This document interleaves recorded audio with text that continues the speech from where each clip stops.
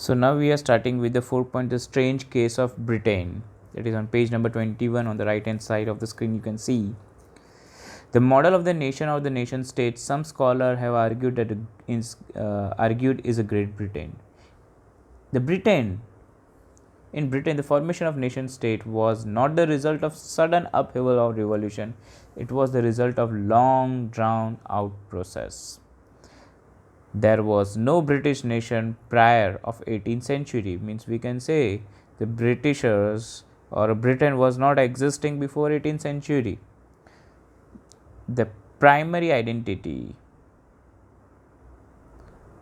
so we are starting from here, the primary identities of the people who inhabited in the British else the place were ethnic ones. Ethnic means we can say they have a different specific culture, such as English, Welsh, Scot or Irish.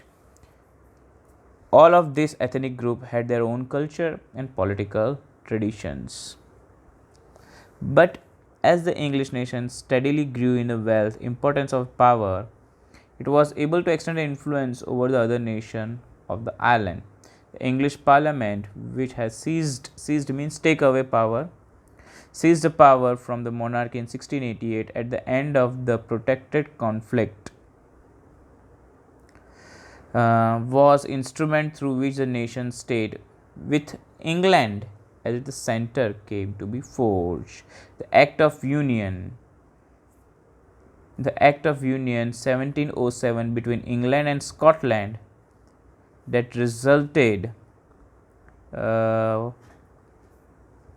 in the formation of United Kingdom of Great Britain meant in effect that England was able to impose its influence on Scotland. We can say that England has taken Scotland forcefully.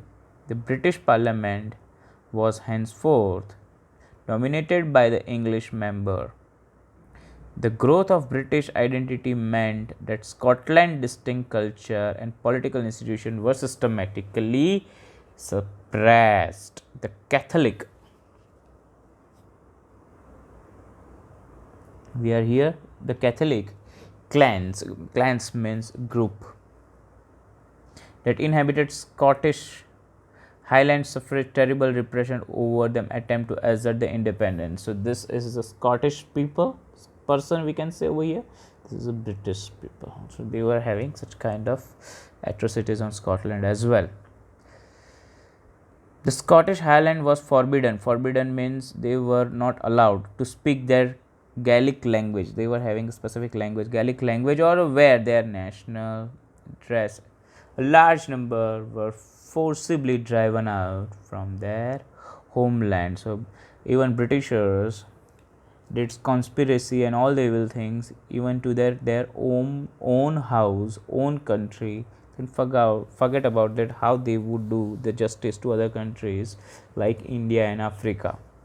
So these people have impression of such since beginning. Now let's talk about Ireland. Ireland suffered a similar fate, similar kind of situation. It was a country deeply divided between Catholic and Protestant. In Christians, there are two parts: Catholic and Protestant. Catholic means you are believing directly to the church, and Protestants means the people who had protested against the church. So these two groups have been formed in Christianity. The English helped the Protestant of Ireland to establish the dominancy over the large Catholic country. So they were having the same kind of principle, divide and rule, which they applied in India also, that we have to make a fight between two groups, that is Catholic and Protestant.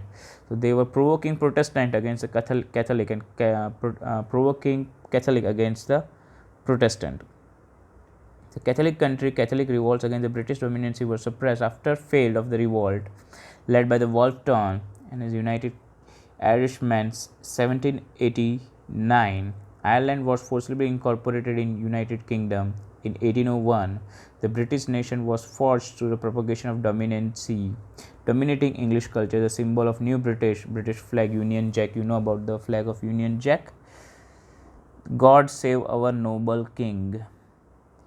And the English language were actively promoted, and the older nation survived only subordinate partners in this Union.